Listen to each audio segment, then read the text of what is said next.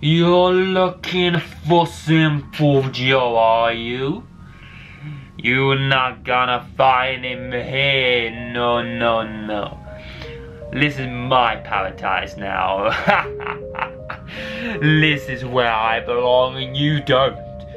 Simple Joe ain't coming back no more. This is my town now, this is my YouTube channel. He ain't coming back, you expecting the miracle, it ain't gonna happen. Oh, what's happening?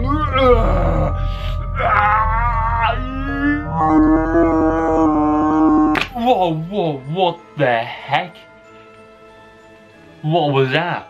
I must have got possessed. Oh my god. Hello guys and welcome back to another spooky story time. Yes guys, we are back for another Simple Joe video, and today we're doing some spooky stuff for Halloween. Obviously we know Halloween is this week, so we want something a little bit shiver with me timbers. So yes guys, I'm going to be reacting to a little story that I found on YouTube, yes. It's going to be quite nice, sinister, and a little bit spooky. Yeah, so we're listening to 4 bone-chilling true Halloween stories, but we're just going to listen to one that's lost. And if you want me to do more of these scary, spooky things, pop something in the comments, because this is going to be literally spooky. I see. Yeah.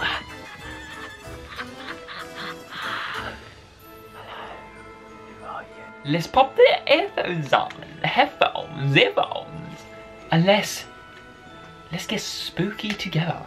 Let's play a chilling true Halloween story. It's called Frank T.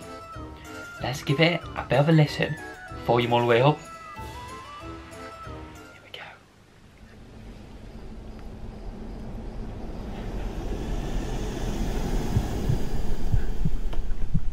Story 1. My group of friends and I went to a local county haunted house attraction. It was by the edge of town. It opened every October of every year. It sat right by the woods appropriately and had 3 attractions: the main haunted house, a corn maze, and a haunted trail through the woods. I guess I'll name my friends now: Rod, James, and Bud. That's not his real name, that's just his nickname. We started with the haunted house, which was decently high quality and had a few good scares. Then we made our way to the corn maze. It started out kind of slow, just a lot of turns through the corn we'd have to make. But then the scary antics began. A guy dressed as a freaky scarecrow man emerged from the corn and screamed at us, causing us to scream as well. He started to chase after us and we ran. I was in the back, of course, and the scarecrow was right behind me.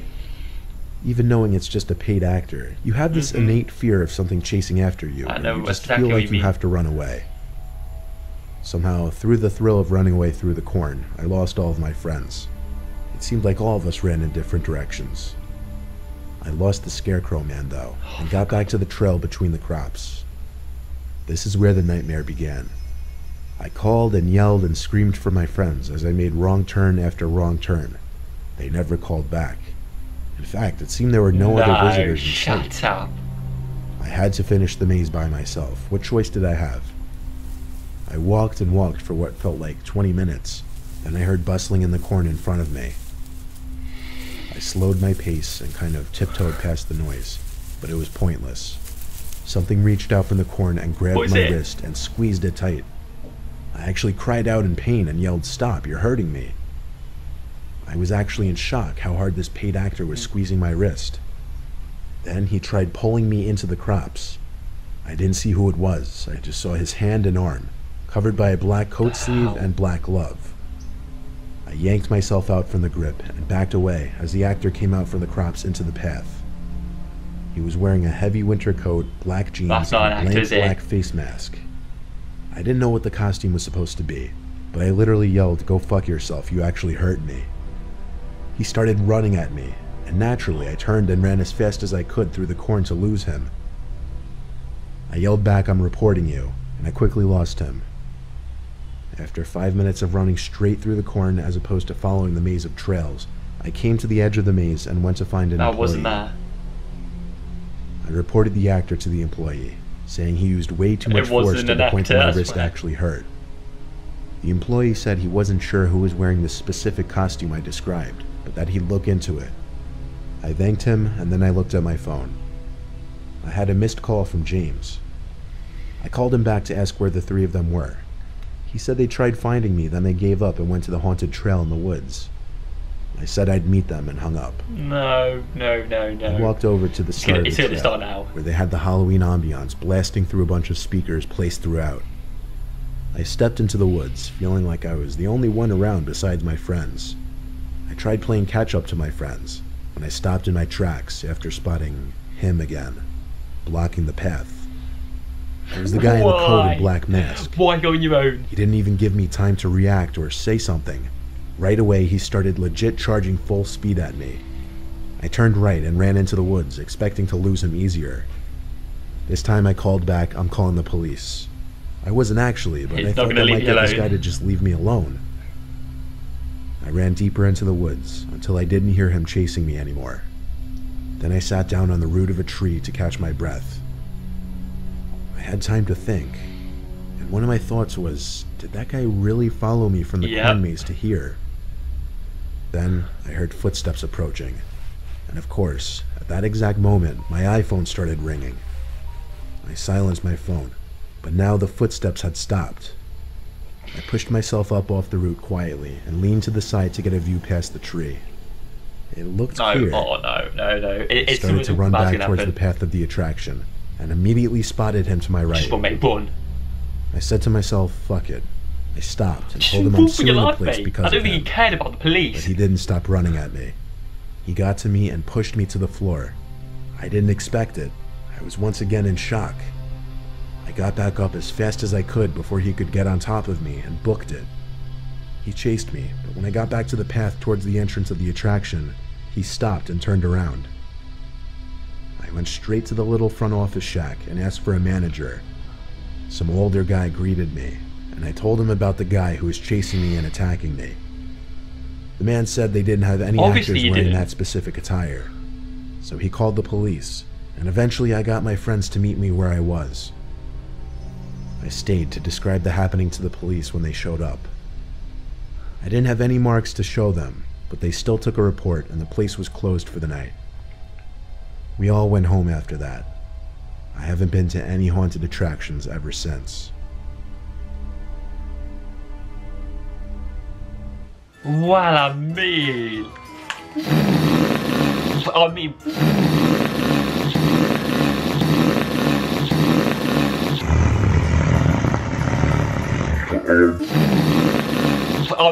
flipping out.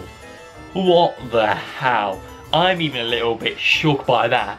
Well, I mean, I've never been to like a proper like nighttime scare fest like that, with things running at you with chainsaws and stuff. I mean, maybe this year might be the year I go to one. I've been to little like Halloween things, like events and stuff like that in the day, but nighttime, geez. It seems to me like that was maybe just someone who knew that was happening and they could dress up and just, they went to the event thinking, you know what, we can scare some kids. Because without sounding too gruesome, I feel like if they really wanted to do loads of damage, they could have, if you know what I mean. Not sounding too old, but like, yes, it's a horror thing where someone's probably there and trying to scare people. I think they're just trying to scare people, not hurt them too much, because obviously he got the grip and then he pushed him down.